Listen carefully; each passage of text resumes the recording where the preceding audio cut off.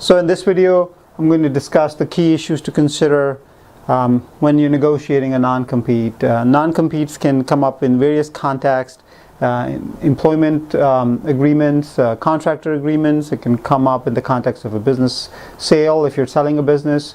But in both of those cases, there are some key elements to a non-compete that could definitely be negotiated with the other party. The first thing is, whenever you're prohibited from doing something, it's in the context of the current business of the other party. So the other party says, well, this is our business, and that's a defined term. So you cannot directly or indirectly in any capacity compete with it, either during or after you've ended our relationship.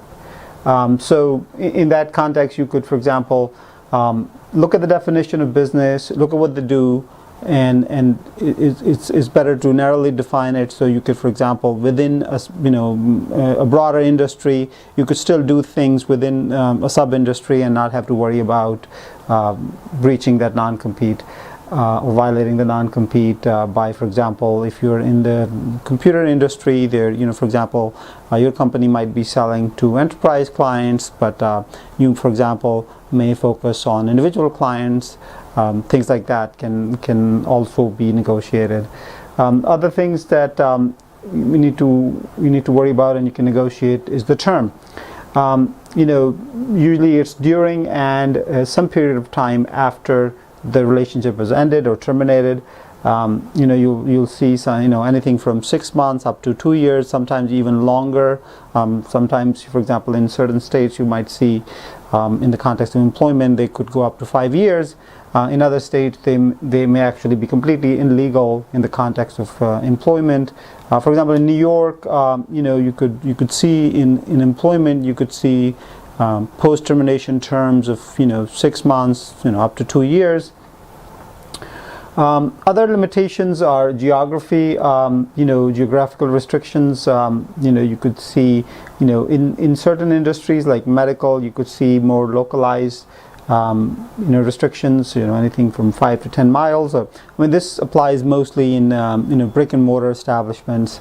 It could be regional, up to 50 miles, or even within a state, or a few states. It could be a national restriction, and in most technology companies you'll see something that's really not geographically restricted, maybe a global that's more focused on the industry rather than on the geography.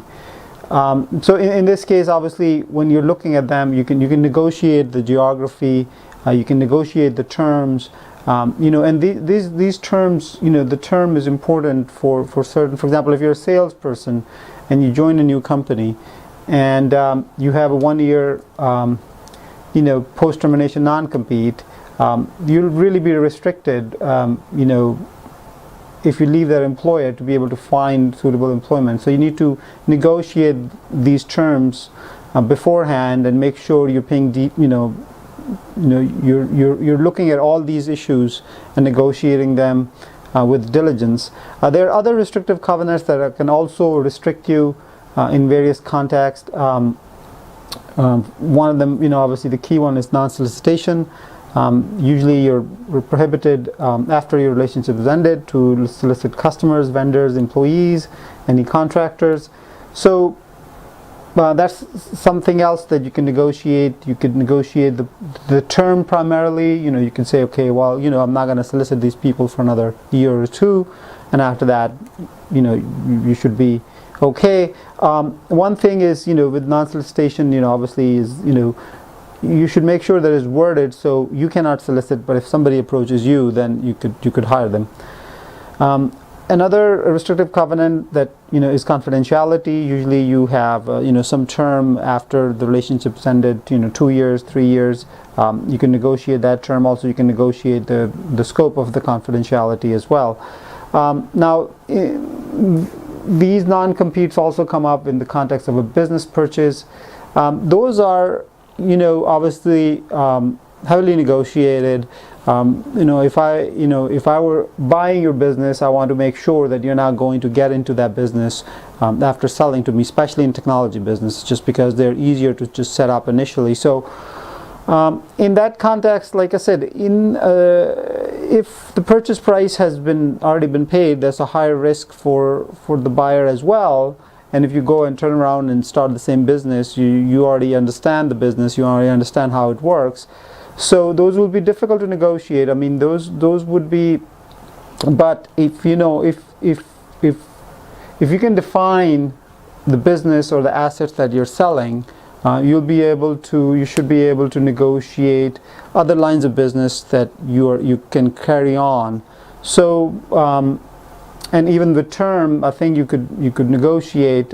Usually you will find longer terms in a business sale transaction, longer non-compete terms, maybe 3 to 5 years. But you could, for example, like I said, have a longer term, but limit the definition of the business, so you could do some ancillary business after the sale. So those are some of the key issues, when you're negotiating non-competes, and definitely look out for them when you're negotiating employment offers. And if you need any assistance, please reach out.